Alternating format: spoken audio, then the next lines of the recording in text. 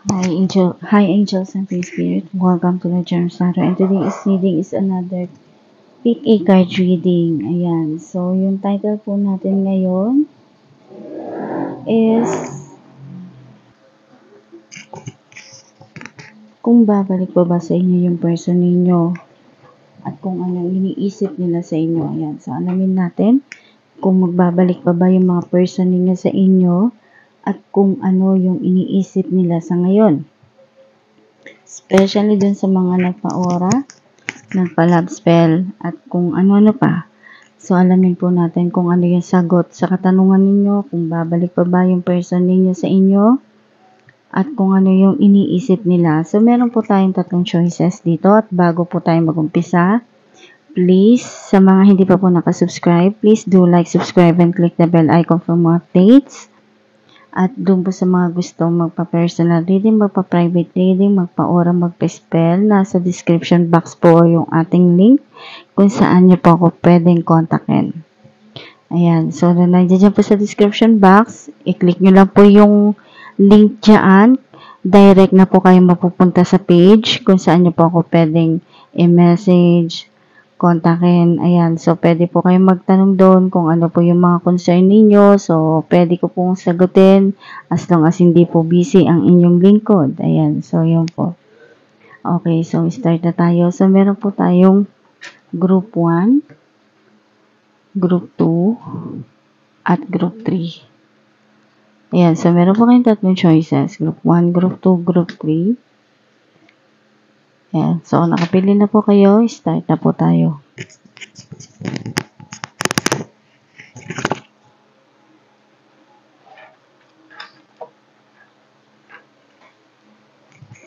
So, start na po tayo sa group 1.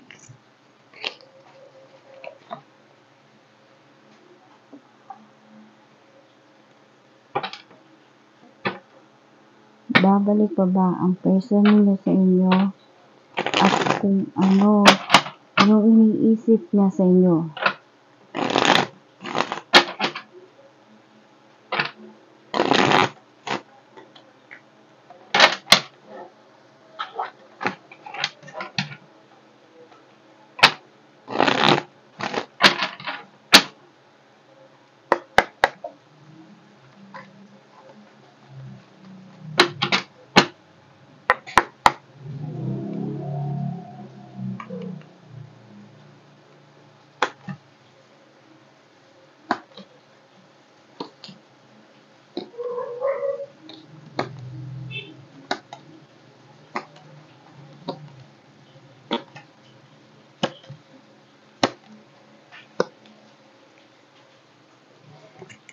Ayan, para sa mga namili ng group 1, ito po yung inyong reading. Okay, ito po yung kasagutan sa inyong tanong, kung babalik pa ba yung person ninyo at kung ano yung iniisip nila sa inyo. So, ito po yung sagot. Ayan, sa situation, challenge, advice, and outcome. Sa nababibe ko po dito,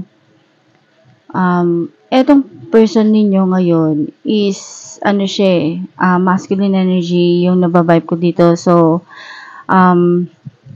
most of you, sa nakikita ko dito, yung mga person ninyo is stable yung kanilang position ngayon. Ayan. So, stable na sila sa buhay nila ngayon. Masaya na sila. May pamilya. So, meron na silang iba-iba o kanya-kanyang pamilya. Ayan.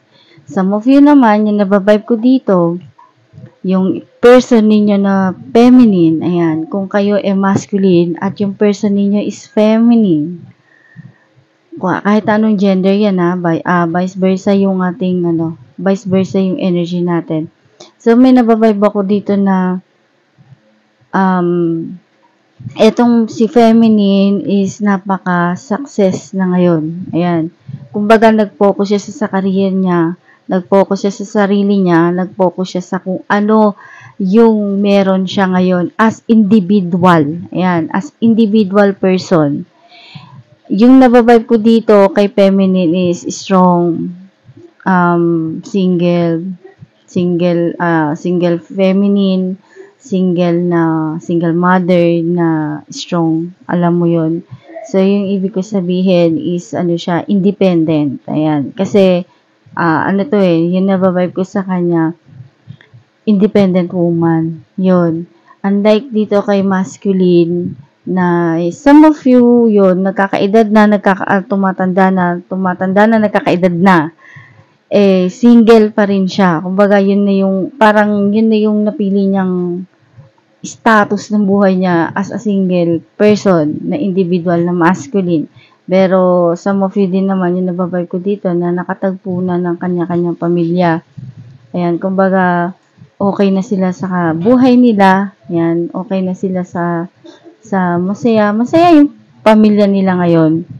Ayan, some of you yung nababibe ko. Sa challenges, may nagbi-build pa lang ng pundasyon ng relasyon nila, okay?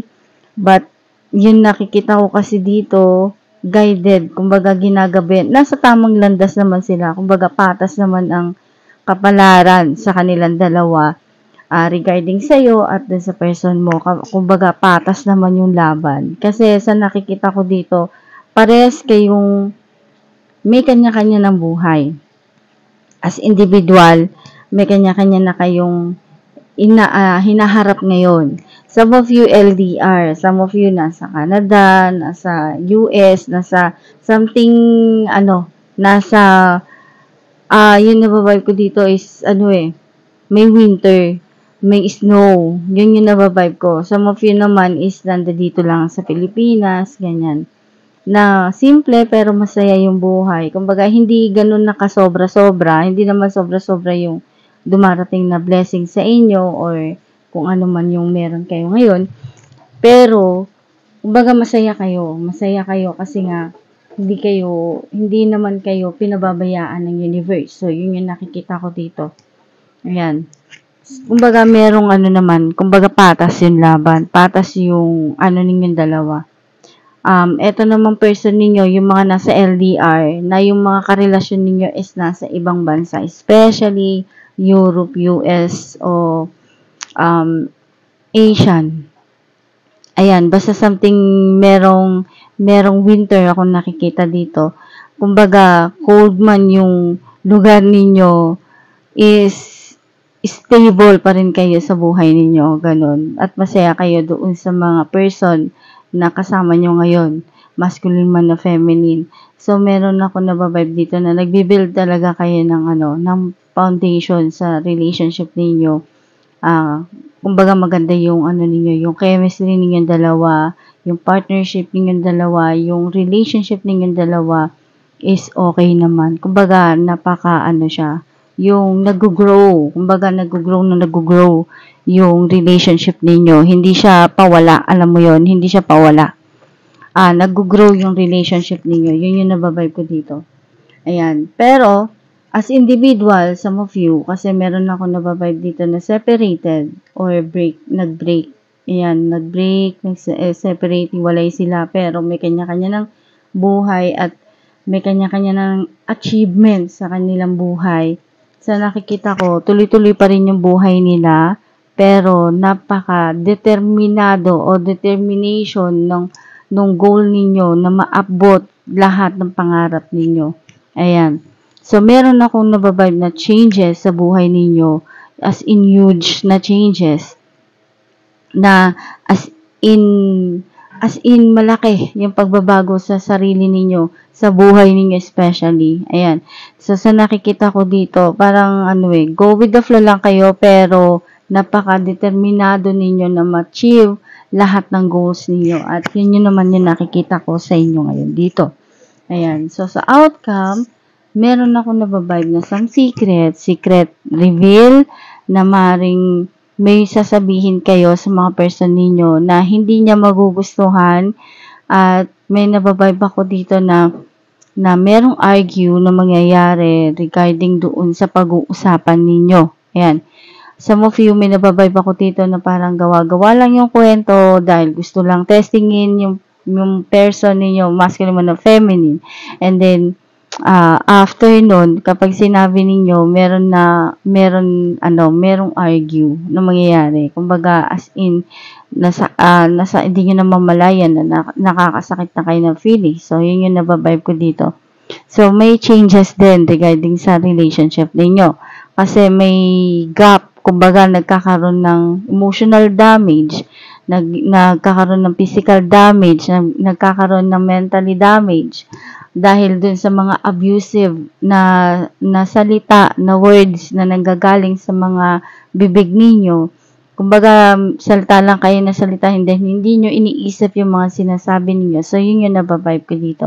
Kaya, may nakikita ako dito na doon mag-start yung pagiging coldness ninyo sa isa't isa kasi nga may gap na. Kumbaga nagkakaroon ng gap yung relationship ninyong dalawa dahil doon sa mga abusive na words na ginagamit ninyo doon sa mga partner ninyo. Masculine man o feminine. So, yun yung nababibe ko dito, okay? Ngayon, dun sa tanong na kung eto yung mga iniisip nila eh. Ngayon, dun sa tanong kung eto bang person ninyo is makikipagbalikan pa ba sa inyo or babalikan pa ba kayo nitong mga person ninyo? Ang sagot, depende. Ayan ha, depende. Depende sa situation, depende kung okay na kayo at especially doon sa mga nagpagawa, nagpa-oral, nagpa-spell dyan. So, depende, no? Depende. Depende kung ano yung pinanindigan ninyong paniniwala kasi nakasalalay sa mga isip ninyo dahil kayo daw yung nagsulat noon. Kumbaga, kayo yung gumawa nung intention ninyo doon sa mga person ninyo. Kaya, ang sagot dito, depende. Depende kung ano yung paniniwala ninyo. Pag naniniwala ka na marireceive siya o makukuha mo siya. Yun yung sinasabi dito. Kumbaga mag-earn, magbe-benefits, ikaw yung magbe-benefits ng lahat ng sinabi mo, lahat ng ginawa mo, lahat ng effort mo, lahat ng sinulat mo doon sa person mo na gusto mong makuha, lahat yun, ikaw yung magbe-benefits nun. So, yun yung sinasabi ng card dito. Kaya doon sa tanong kung makikipagbalikan pa siya, lalo na doon sa mga nagpa-ora, wait lang. Kumbaga merong pause, wait lang ha, kasi kumbaga huwag kayong magmadali. Sabi nga slowly but surely, sure na yan. Kumbaga makukuha nyo yun. Yan. So, no doubt, makukuha nyo yung gusto ninyo. Slowly but surely. Sabi nga dito. Ayan. So, yun po yung reading natin sa group 2. Maraming salamat po. Doon po sa mga hindi pa po nakasubscribe. Please do like, subscribe, and click the bell icon for more updates. And next is group 2.